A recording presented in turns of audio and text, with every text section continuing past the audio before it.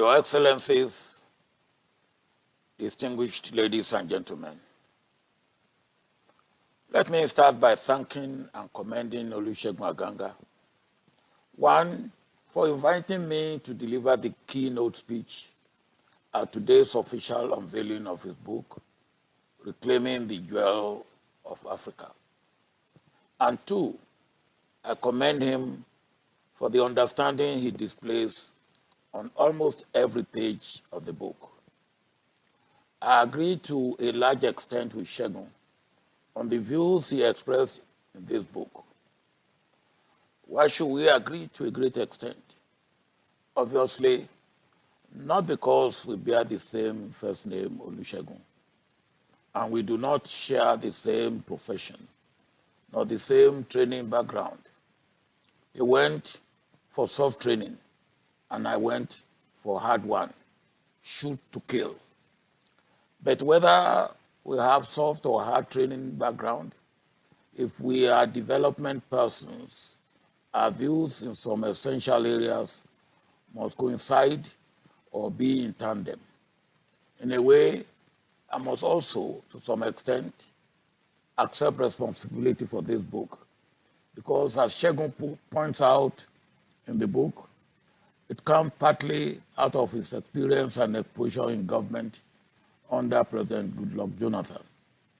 I take substantial responsibility for drafting Segun into the noble project Nigeria, which I did midway into my incarnation as leader of Nigeria between 1999 and 2007. I first met Segun while he was the managing director of Goldman Sachs in London, a very important position in the financial world.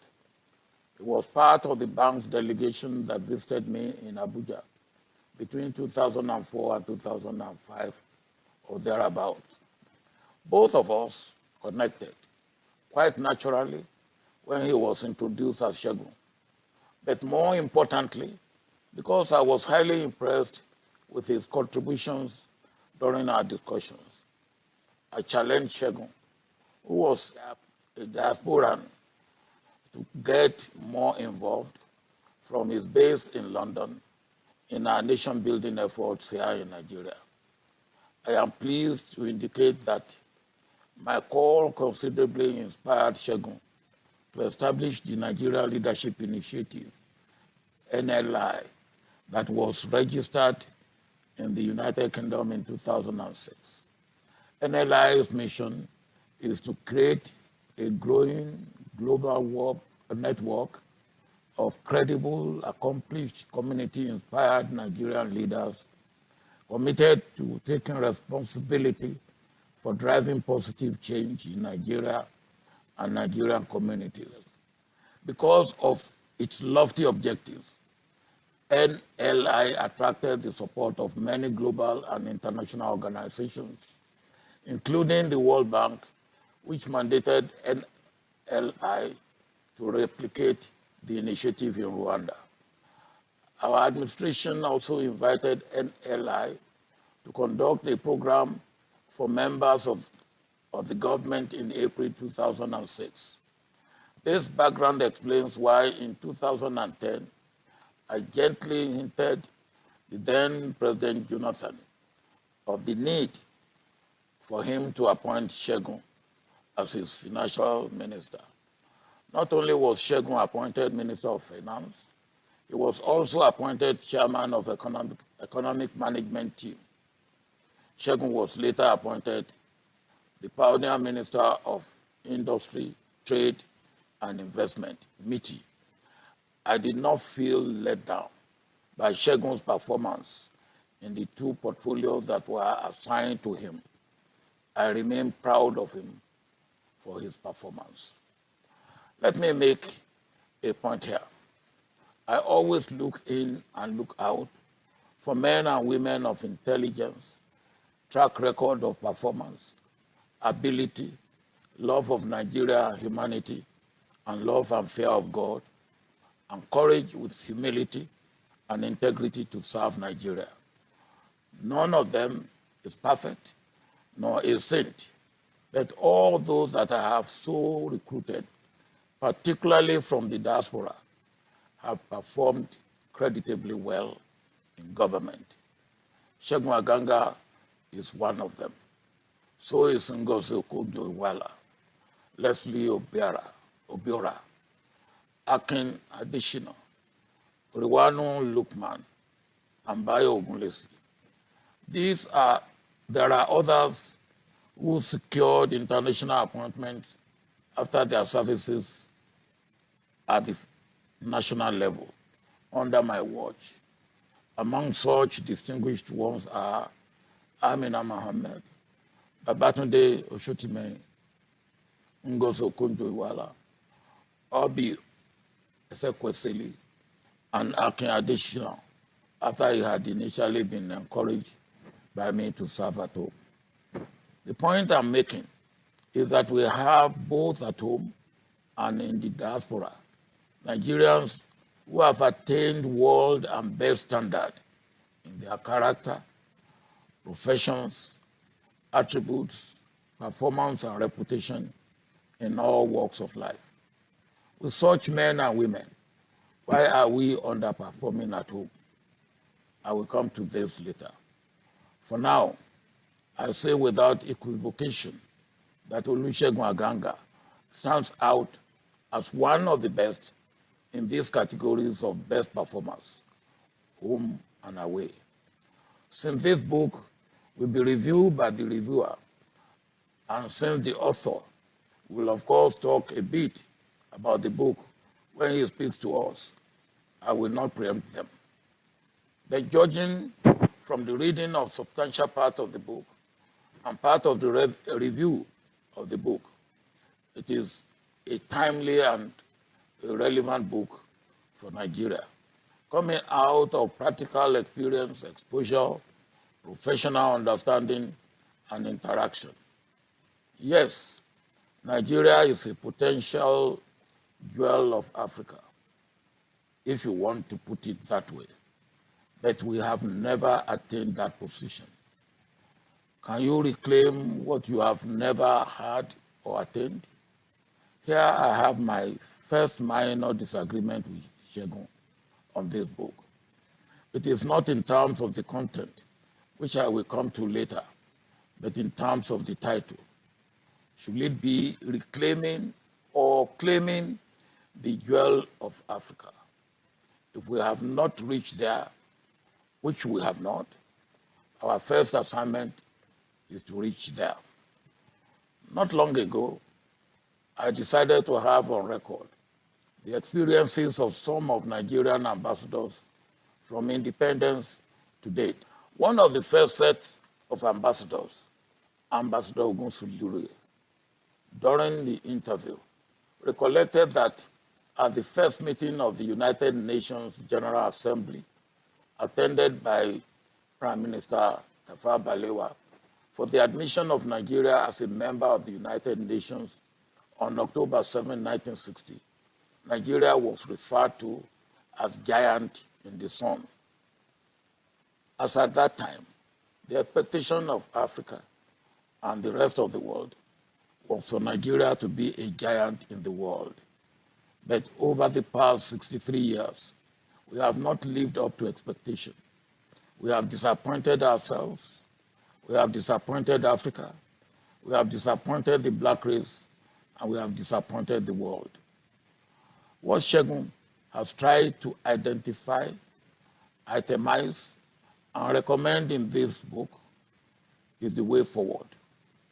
But the beginning of charting a new course for ourselves is to admit our failure, because we have not always put the round peg in the round hole. We are carried along by ego and emotion of selfishness, and self-centeredness, ethnic and religious jingoism, with total lack of understanding of the world we live in, and gross misunderstanding of what development entails, and how to move fast and continuously on the trajectory of development. In these connections, let me identify two of the major issues which are interrelated on the factors for all-round development. These are peace and security, which we cannot achieve without justice, equity, and inclusive society. And telling ourselves the truth, we have not done well on this course in the recent past, in the last decade and a half. I will also point at the issue of education, where over 20 million children that should be in school are not in school. We do not need an oracle to tell us the consequences of that for tomorrow. The skill acquisition, empowerment, and employment of youth who seem to be ignored or not to be appreciated. We do not need to look far for the remote causes of banditry, Boko Haram, kidnapping, and other organized crimes. We are living dangerously on a keg of gunpowder, driving more people into poverty through good policies poorly and thoughtlessly implemented, or bad policies and no policy at all. Our population is made up of men and women almost on equal numbers. We have not given enough appropriate and adequate attention to all aspects of preparing women for all-round development programs for a community, a state, a nation, or even the continent of Africa and the whole world. If we fail to get all hands on deck, we will be diminished in all our instrument and capacity for development. Women have an important role to play on the development agenda. The other point, other than the title of the book, where I will again, in a small way, disagree with Segun in his book, is on the issue of leadership. Adequate emphasis is not placed on leadership as the crucial and critical defining and decisive factor in determining the shape, form, direction, speed, content, and trajectory of development for any human organization, and especially for a nation like Nigeria. If you ask most of our leaders why they want to be in the position they are craving for, you will weep for your nation over their level of emptiness as far as development issues are concerned. What do they understand for peace, security, stability, predictability, development, growth, and progress to be actualized? I believe that peace, security, democracy, and prosperity must be taken together. Any leader that fails to understand any of these and fails to bring them together to deliver good governance for the welfare and well-being of the people, all the people, cannot contribute anything significant for claiming Nigeria as a jewel of Africa, let alone the jewel of Africa, and definitely will be far from contributing to Nigeria being the giant in the sun. In addition, or complementary to the issue of leadership, is that of consistency and continuity of policies. We are never short of policies. And when you look into the archive, we have policies since independence that are still substantially relevant today. Policy is not much of our problem. Its implementation and sustainability are the problems. With almost every new administration in Nigeria, you will hear for the first time ever as if Nigeria is just created by them. There's no humility and understanding to know what have existed, how they have worked or not worked, what lessons to learn. Rather, it is usually a blanket condemnation, disapproval, or covering up of achievement of others in the past. We cannot build cumulatively on an edifice if we keep removing bricks that others put in place in the past. Reforms, yes. Total dismantling is destructive and retrogressive. Leadership is the key to unlock and remove any impediment to Nigeria's attainment of its divine stature and status and being kept a Lilliputian. With leadership issue resolved in terms of character, attributes, value, virtue, orientation, performance, and love of humanity with love and fear of God, all other things will be given in terms of achievement, and Nigeria will become a giant in the sun. We then will move from potentiality to actuality. Added to continuity and consistency of policies with reforms must be headhunting for the best possible persons under transformational leader to do the job for the glory of Nigeria and all Nigerians. Once again, I congratulate you, Segun, for making this highly impressive contribution to the body of knowledge on Nigeria development annals. You are welcome to the League of Authors on Nigeria development endeavors.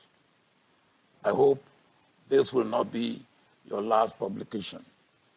I recommend this book to Nigeria's current leaders at national and subnational levels in all walks of life.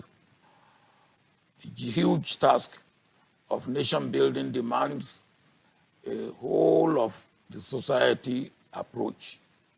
Those in the academia and researchers will also find the book quite useful as it contains a lot of evidence-based facts and data. Thank you very much for your kind attention.